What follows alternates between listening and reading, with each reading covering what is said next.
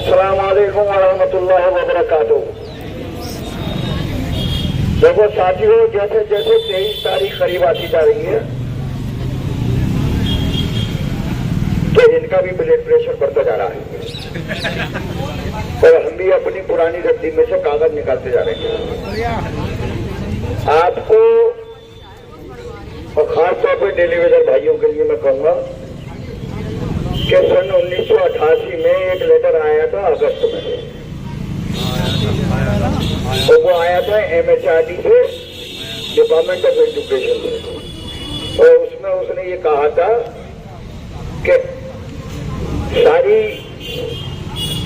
Central autonomous body में labour commissioner का जो लेटर है वहां पर सेंट्रल वेजेस लागू होंगी।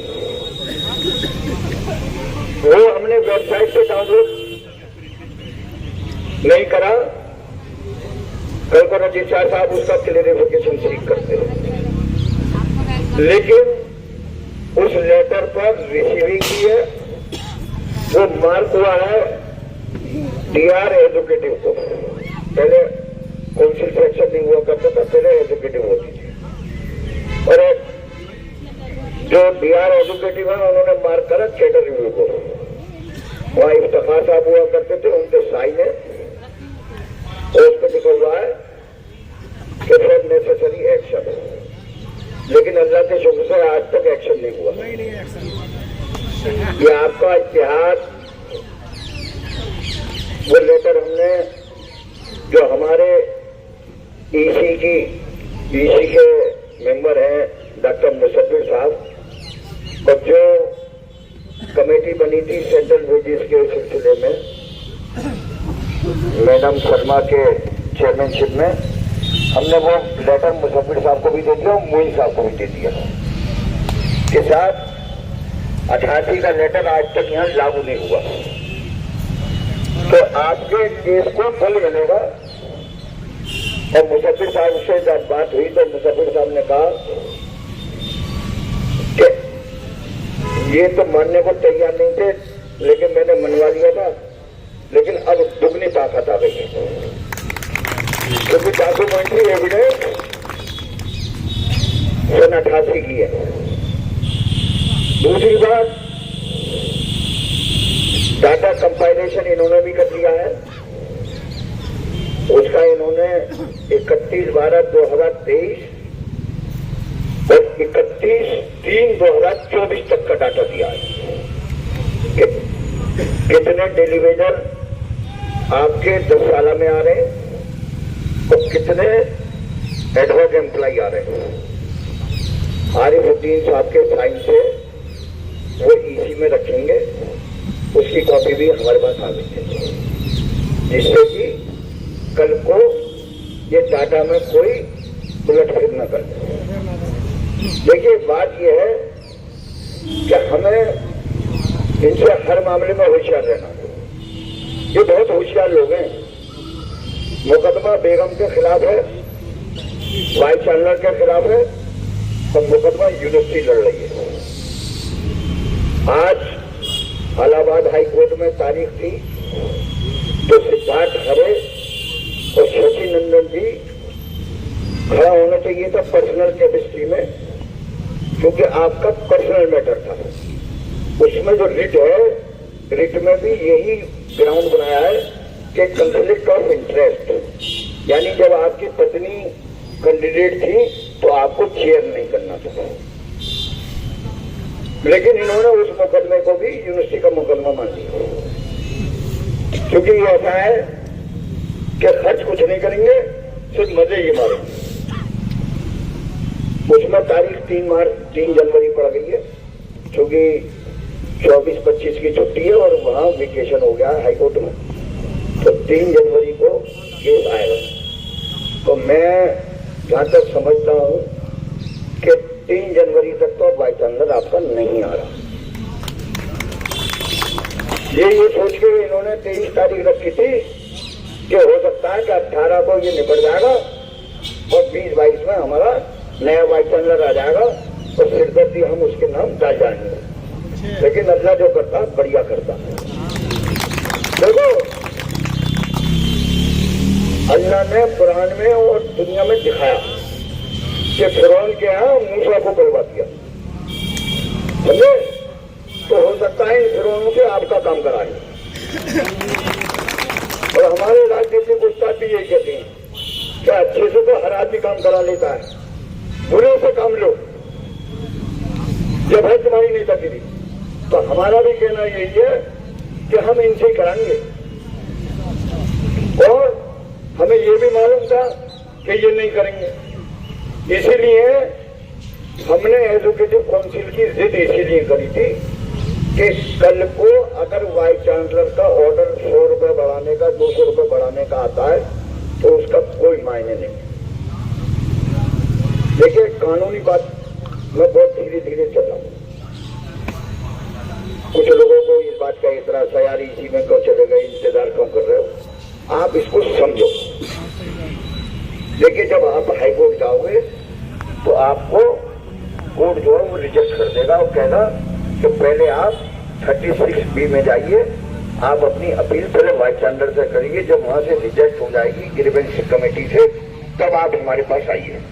तो हमारा मानना यह है कि जब एजुकेटिव काउंसिल हमारे किसी मामले को फाइनलाइज करेगी तो ये मान लो कि तुम पे मोहर लग गई, बिल्कुल, और आगे का भी रास्ता खुल गया।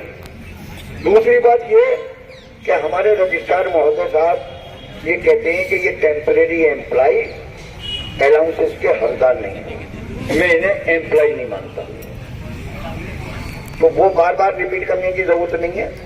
लेकिन मैं रजिस्ट्रार महोदय से ये पूछना चाहता हूं कि अलीगढ़ मुस्लिम यूनिवर्सिटी का कंट्रोलर ऑफिस जो एकेडमिक काउंसिल, चूंकि एकेडमिक काउंसिल जो है वो कंट्रोलर के उसमें रहती है, और एडमिशन कमेटी, तो जब कंट्रोलर ने टेम्परेरी एम्प्लॉइज के लिए या यूनिवर्सिटी एम्प्लॉइज की डेफिनेशन पूछी तो रजिस्ट्रार साहब के एक कार्यालय ने ये बताया कि यूनिवर्सिटी एम्प्लॉइज ये लोग हैं। डेली वेजर को उन्होंने यूनिवर्सिटी एम्प्लॉय नहीं माना, लेकिन एडहॉक को उन्होंने माना। आपके एक्ट में भी लिखा हुआ है टेम्परेरी। हमने सारे डॉक्यूमेंट्री एविडेंस तैयार कर लिए टेम्परेरी के सिलसिले में, और देखो ये खुद भी कह रहे हैं, हम जो बात हम 1 साल से कह रहे थे, अब ये इस बात को खुद मानना है कि जो ईसी का एजेंडा बना है उसमें इन्होंने ये कहा है कि सब 31 में अब हमारे पास पैसे नहीं है तनख्वाह देने को, और यूजीसी बार बार मना कर रही है। तो अल्हम्दुलिल्लाह एजुकेटिव काउंसिल के लोग दिल्ली गए थे, उन्होंने कहा हमारी तरफ से कोई रोक नहीं, तो वहां से ग्रीन सिग्नल मिल गया। तो मुझे अल्लाह की जात पे पूरा यकीन है कि जो अलाउंसेस का एजेंडा है उस पर तो कोई चर्चा ही नहीं होगी। पहले ही वाले मामले पे जो एजेंडा नंबर 2 है उसी में आप 36 में आ जाओ, बिल्कुल इंशाअल्लाह। और बाकी देखिए, हम मॉनिटरिंग करते रहेंगे। एजुकेटिव काउंसिल की जब मीटिंग चलेगी हम लोग रहेंगे, और जनरल बॉडी से भी मैंने इसीलिए कहा है। अभी मस्जिद में मेरे पास टेलीफोन आया, दिल्ली वर्ल्ड वाइड एसोसिएशन भी 23 तारीख को यहाँ आ रही है आपकी सपोर्ट के लिए, और उन्होंने ये भी कहा कि अगर आपको दिल्ली में धरना लगाएंगे तो सारी व्यवस्था की जिम्मेदारी हमारी है। क्योंकि जब पैनल की लड़ाई हुई थी, अभी हम लोग गए थे दिल्ली धरना देने, तो खाने पीने की और वहां पे, क्योंकि वहां 2-2 घंटे का स्लॉट मिलता है जंतर मंतर पर, और पुलिस कमिश्नर उसको इजाजत देता है, तो उन्होंने कहा उसकी जिम्मेदारी हमारे ऊपर होगी। लेकिन मैंने कहा सर अभी दिल्ली की जरूरत ही ना पड़ेगी, अभी हम इतने कमजोर नहीं है कि हम अलीगढ़ छोड़ के दिल्ली आ जाएंगे। जब हम देखेंगे तब हम आपको बता देंगे, लेकिन हमें यकीन है कि 23 तारीख को हमारे मामला एजुकेटिव काउंसिल हल करेंगे। अभी यही हम बैठे हुए थे, मोइन साहब का टेलीफोन आया, उन्होंने कहा है कि 21 तारीख को सेकंड हाफ में आप अपनी कमेटी के साथ विद डॉक्यूमेंट्री एविडेंस लेकिन हम चारों इसी के मेंबर बैठ जाएंगे और आप लोग बैठ जाइएगा और आपस में तय कर लेंगे।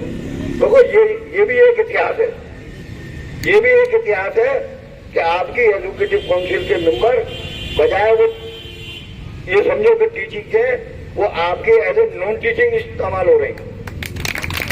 ये आपका इतिहाद है, ये इतिहाद की जीत है कि चारों इसी मेंबर एकजुट खड़े हुए हैं और आपकी सपोर्ट में खड़े हुए हैं और पूरी यूनिवर्सिटी में खड़े हुए हैं लोग। ऐसा नहीं है कोई तो देखो ये बात सुनो, एक बाप की चार औलादें हो, चारों फर्मा बरदार हो जाए, ऐसा नहीं है, एक आध ना फरमान भी होता है।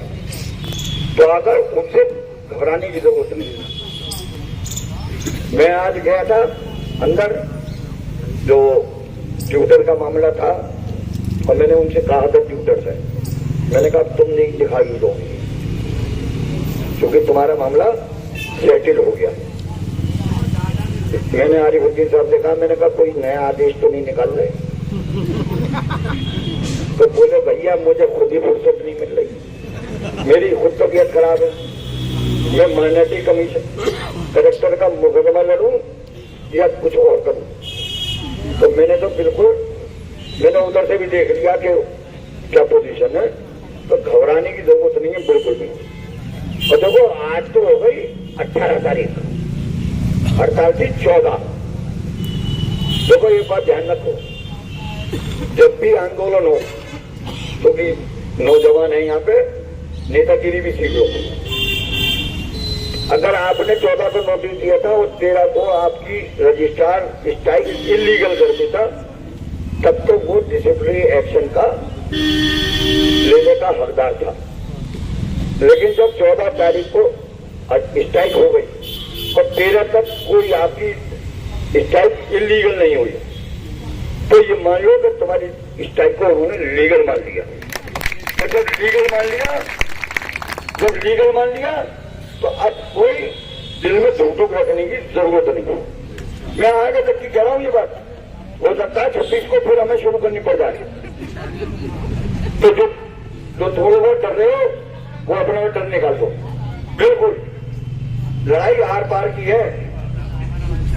और 26 को जकी भाई ने याद दिला दिया, हमारा मेंशन भी है साथ में। पहले हम बैठेंगे,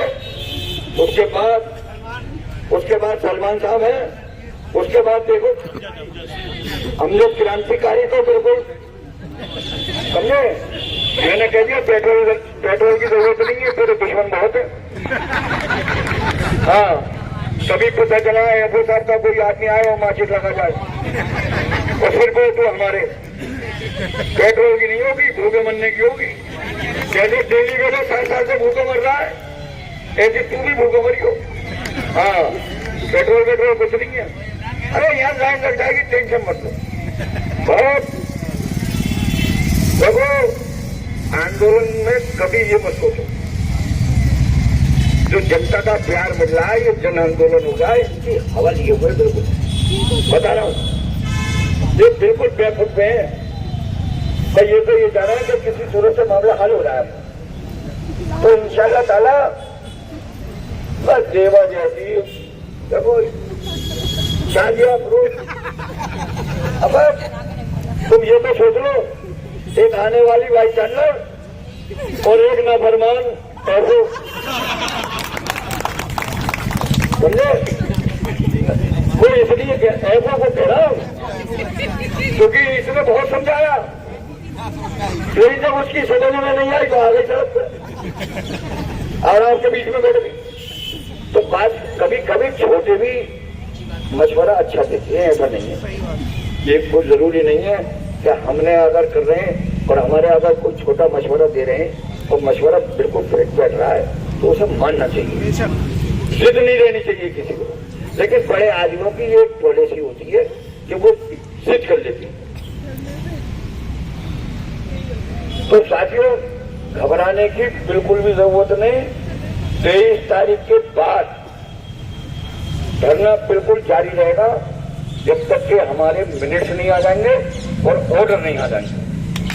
और हमने उस दिन भी कह दिया था मुराद साहब से कि मिनट्स में ये जरूर लिखवा दिएगा, ड्राफ्ट मिनट्स वहीं बनेंगे और सारे मेंबरों के साइन हो, जिससे कि ये कोई मिनट बदल ना सके। दूसरी बात, टाइम बाउंड मैनर में स्क्रीनिंग कमेटी हो जानी चाहिए, चाहे 1 महीना लो, 1.5 महीना लो, क्योंकि डाटा आपका सबका तैयार है, कोई इवेंट बटन नहीं है। अगर करने पर आओगे तो 12 दिन में सबको निपटा दोगे, और नहीं तो 120 महीने लगा दोगे, तुम नहीं निपटा पाओगे, क्योंकि तुम्हें 12 महीने हो गए। तो हमें कोई ज्यादा इन पर टेस्ट भी नहीं करना। हमने पहले कह दिया कि 23 तारीख को प्रशासन का रुख देखेंगे। अगर प्रशासन हमारे फेवर में पॉजिटिव एटीट्यूड रखता है और हमारे मामला हल होते हैं, तो हमें कुछ शौक नहीं है धरने का। लेकिन ये आपकी कारकर्दगी पर डिपेंड करेगा। अगर आपने हमारे मसाइल पर जरा सी भी नेगेटिविटी रखी तो फिर 26 तारीख को अनिश्चितकालीन हड़ताल है। और ये मत सोच लेना कि मैंने वेकेशन डिक्लेयर कर दिया, हड़ताल से 4 दिन चलेगी। ये वेकेशन के पार भी चलेगी फिर। हाँ, तो इसलिए हमें 23 तारीख का इंतजार रखना। लेकिन देखो, मैंने सुबह भी कहा था और मैंने मैसेज डाला था कि धरना कमजोर मत करो। धरना कमजोर होगा तो अंदर कमजोर हो जाओगा। धरने पे भीड़ जरूर रहनी चाहिए, चाहे 10 मिनट को आओ, लेकिन आओ जरूर। अल्हम्दुलिल्लाह शाम का मजमा तो ऐसा होता है जैसे तबलीगी जमात वाले जब गश्त करने चलते हैं, जब इज्तिमा होता है तो वो इज्तिमा की शक्ल में तो आ जाते हैं, लेकिन जब मशवरे की बात आती है तो 4-6 रह जाते हैं यहाँ पे बैठे हुए। तो उससे बेफिक्र रहो। और ये जरीन मैडम बैठी हैं, ये एडहॉक है, सेल्फ फाइनेंस वो जो है फिक्स वाले, उनका भी डाटा तैयार हो गया है कि कितनी नर्सें 10 साल में आ रही हैं। ये भी सुन लो, उनके भी कॉलम में लिखा है आगे नर्सिंग ऑफिसर फिक्स सैलरी। तो मुद्दे सबके रखे हुए हैं, घबराने की जरूरत नहीं है। और जो रजिस्ट्रार साहब MSc भी पढ़ रहे हैं पिछले 6 महीने से, हमने उसमें भी निकाल दिया कि जो गाइडलाइन आई है गवर्नमेंट ऑफ इंडिया की, उसके पैरा 17 में ये लिखा हुआ है कि वर्क चार्ज की सर्विस काउंट होगी। तो जब वर्क चार्ज की सर्विस काउंट होगी तो एडहॉक एम्प्लॉय की भी सर्विस काउंट होगी। तो जिन लोगों को ये डर है कि हमें 10 साल और 20 साल हो गए LDC, और हम जो है जब कंफर्म होंगे तो 10 साल हमारा वहां से जुड़ेगा, तो याद रखो जिस दिन तुमने सर्विस ज्वाइन करी है 10 साल जब से लगेगा। लेकिन थोड़ा देखो, वो कहते ना, वो प्यार पर धीरे धीरे बढ़ाओ। हाँ, एकदम मत कर दो। तो पहले इन्हें टेम्परेरी का मामले को क्लियर कर ले दो, उसके बाद तो फिर MSc भी तो लेके मरेंगे, टेंशन मत लो। वो हमारे दिमाग में है, हमने जो डिमांड रखी है वो इसीलिए रखी है कि वो सेकेंडरी है। लेकिन DPC के लिए वो तैयारी चल रही है, एयर मार्किंग चल रही है, और DPC का नोटिफिकेशन जल्दी होगा। हमारा भी कहना यही है कि इधर स्क्रीनिंग की तैयारी करो, इधर DPC की। तो अगर DPC में नीचे से पोस्टें ये UDC बन जाए या लेबर स्टैंड TA बन जाए तो नीचे की पोस्टें खाली हो जाएंगी और हमारे लोग ज्यादा एब्जॉर्ब हो जाएंगे।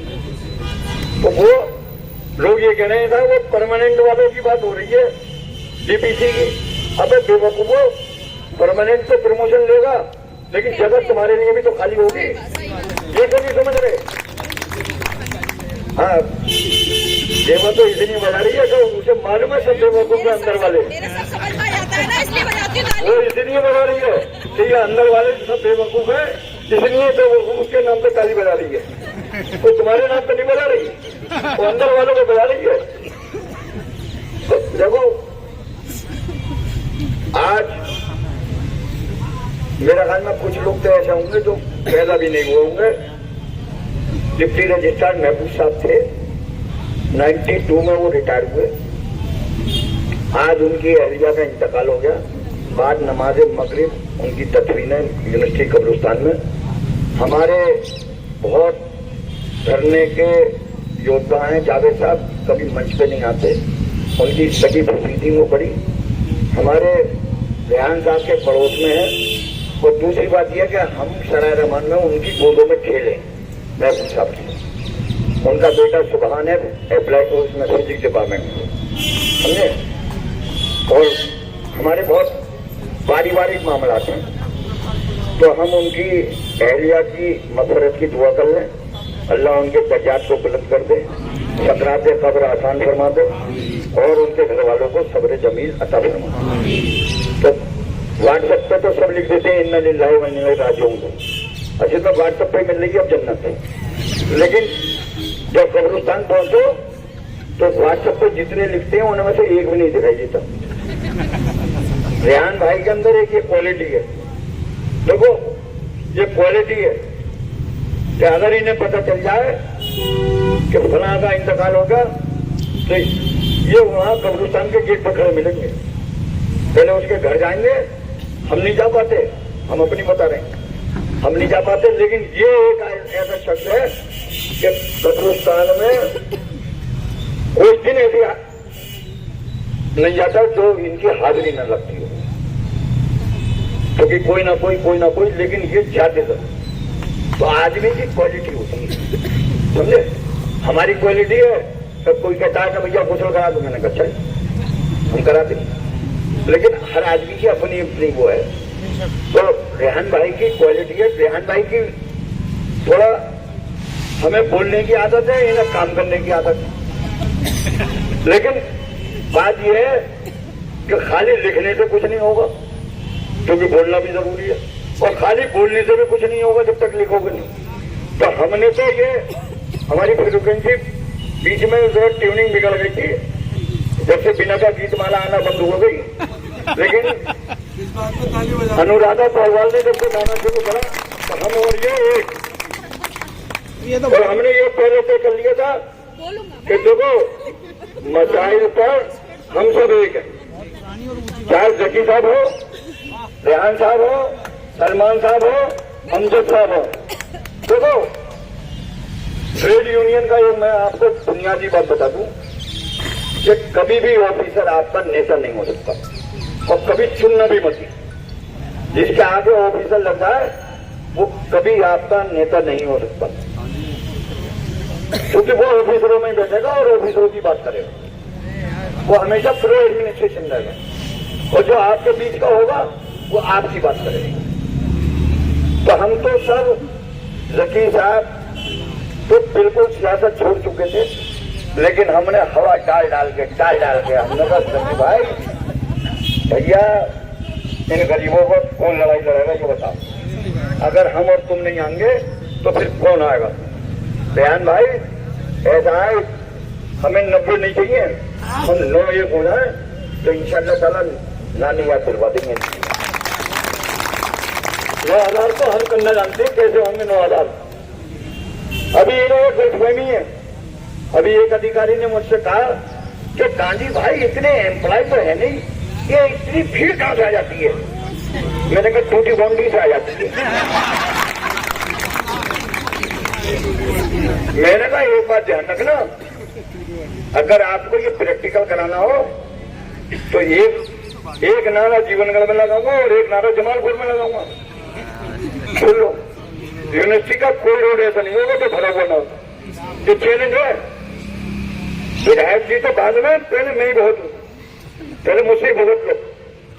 तो ये गलतफहमी जो प्रशासन में कुछ लोग हैं, अब मैंने कहा 2700 तो डेली वेजर है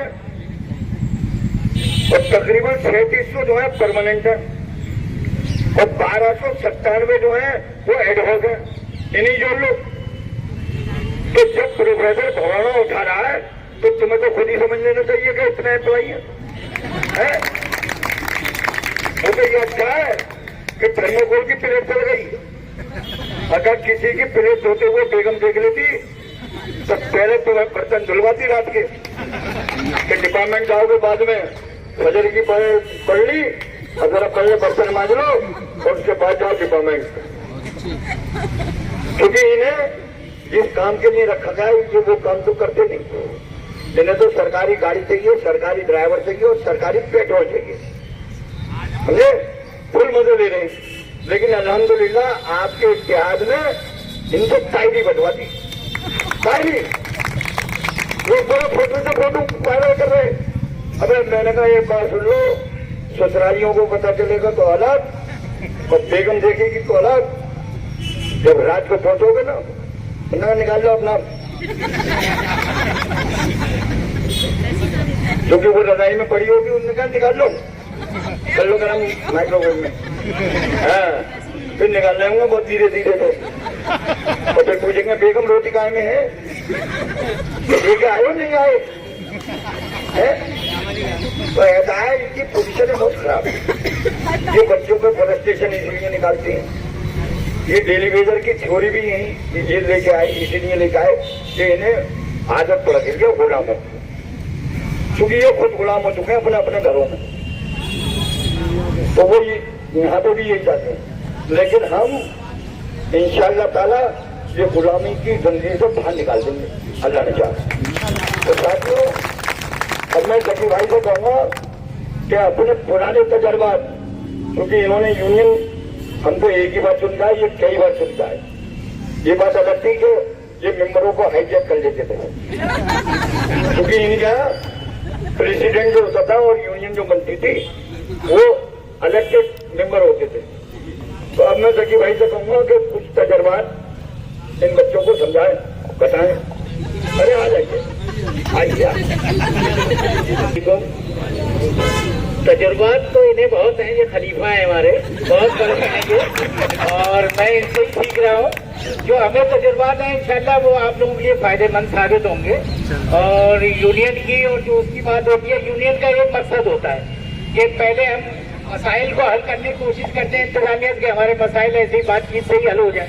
और अगर बातचीत से हल नहीं होते हैं तो उसके बाद फिर हम आंदोलन और उसकी रूपरेखा तैयार करते हैं और उसमें हम आंदोलन करते हैं। और जब आंदोलन के लिए हम आ जाते हैं तो फिर आंदोलन उसी टाइम खत्म होता है जब हमारे मसाइल हल हो जाते हैं। कितनी बड़ी बात हो जाए कुछ हो जाए, लेकिन आंदोलन उसी टाइम खत्म होगा जब हमारे मसाइल हल हो जाएंगे। जैसे इंतजामिया ने हमें यकीन दिलाया कि 23 तारीख में इसी में हमारे मसाइल रखे जाएंगे, तो हमें यकीन है कि इंशाल्लाह ये इन्होंने 14 तारीख की हमारी तादाद देख ली और इन्हें इसका डर भी होगा, तो इंशाल्लाह ये जरूर हल करेंगे। और अगर ये हल नहीं कर पाएंगे तो 26 तारीख से जो फैसल ने बताया कि स्ट्राइक होगी और अमल अनशन पे बैठेंगे, तो इंशाल्लाह वजीर बहुत बड़े पैमाने पे होगी और इन्हें समझ में आ जाएगा कि इनकलाब की ताकत क्या है, और इंशाल्लाह इन्हें हम पंजाब भी देंगे। हमें बहुत गुण आते हैं, अल्हम्दुलिल्लाह जिंदगी हमारी इसी में गुजर गई है, हमने यूनियनबाजी करने में। लेकिन अल्लाह का करम है कि हम लोगों ने मुलाजमीन के जो मसाइल उठाए उसमें हमें कामयाबी मिली है और इंशाल्लाह इसमें भी हमें कामयाबी मिलेगी इंशाल्लाह। मैं इन्हें जो देता हूँ, बहुत शुक्रिया। अस्सलाम वालेकुम।